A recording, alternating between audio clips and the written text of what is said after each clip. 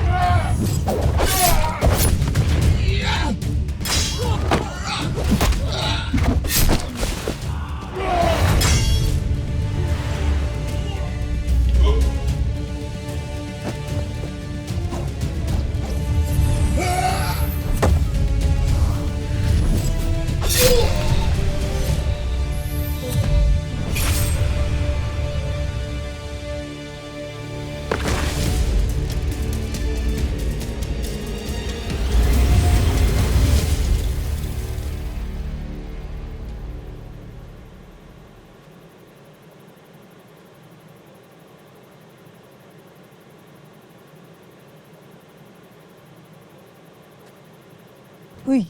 Ano naman trip mo at may pa-stargazing ka pang nilalaman?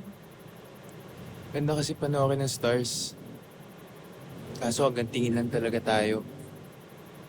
Kasi napaka-imposible nilang abutin para sa ating mga ordinaryong tao.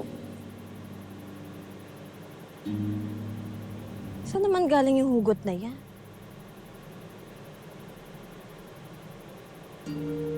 Teka nga. Kanina kakakwento ba lang sa akin na sinemahan ni Sir Elmo si Tera sa isang resto?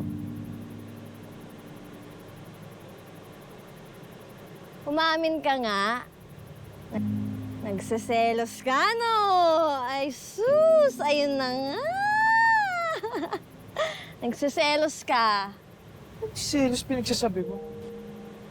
Bakit naman ako magsiselos at anong karapatan ko para magselos? Ayan. Obvious na obvious kaya. Alam mo, Akiro, sa tagal-tagal na natin pagsasama ni Natera, parang napapansin ko na, na may gusto ka sa kanya. Pero alam kong torpe ka, kaya hindi ka pa rin umaamin. Tama ako, no? No?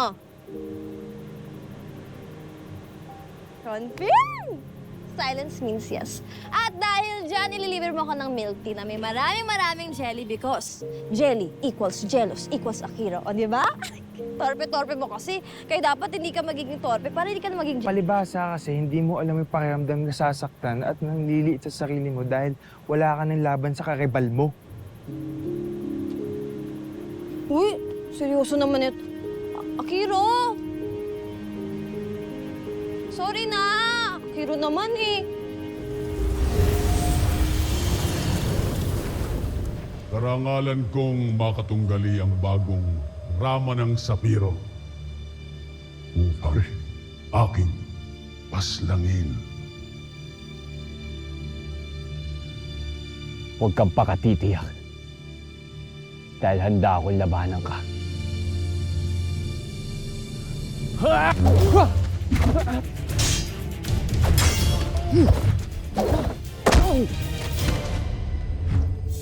Nagsisisi ka na ba na ako'y iyong nilabanan? Hindi. Handa akong ialay ang aking buhay para sa Sapiro at buong Encantadia. Kung gano'n, humanda ka ng maging isang Ivtre!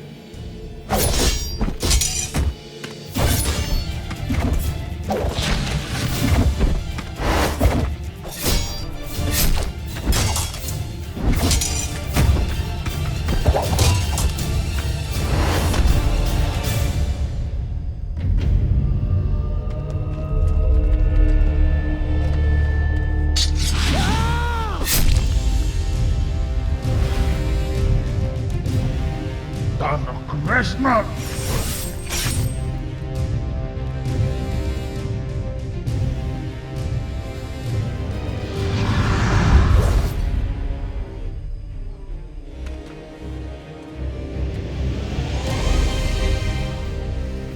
Ah!